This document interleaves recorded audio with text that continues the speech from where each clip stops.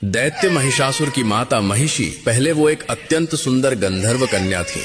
बाद में वो एक भैंसिनी बनी। पहले उनकी सुंदरता इतनी अद्भुत थी कि अप्सराएं भी उनके सामने फीकी लगती थीं। एक दिन महिषी अपनी सहेलियों के साथ एक सुंदर तालाब में मस्ती कर रही थीं। सभी एक दूसरे के ऊपर पानी उठाकर हंसी ठठोली वे सब मग्न थीं। तभी महिषी की दृष्टि पास ही बैठे एक ऋषि पर पड़ी जो ध्यान मग्न होकर तपस्या कर रहे थे। महिषी के मन में शरारत सूझी। वो धीरे से ऋषि के पास जाकर जानबूझकर कीचड़ भरा पानी ऋषि के ऊपर उछालने लगी, जिससे ऋषि का ध्यान भंग हो गया। ऋषि ने जब नेत्र खोले तो उस गंधर्व कन्या की हरकत देखकर क्रोधित हो उठे।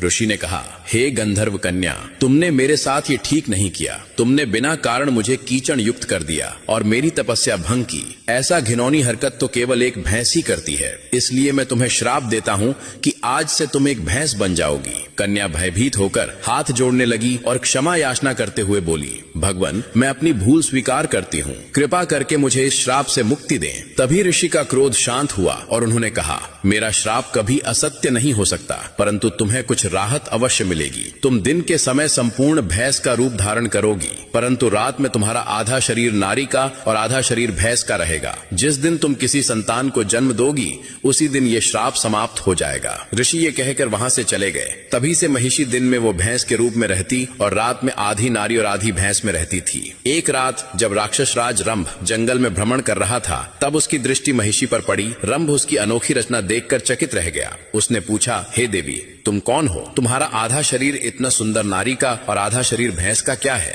महिषी ने अपनी पूरी सच्चाई राजा रंभ को सुनाई।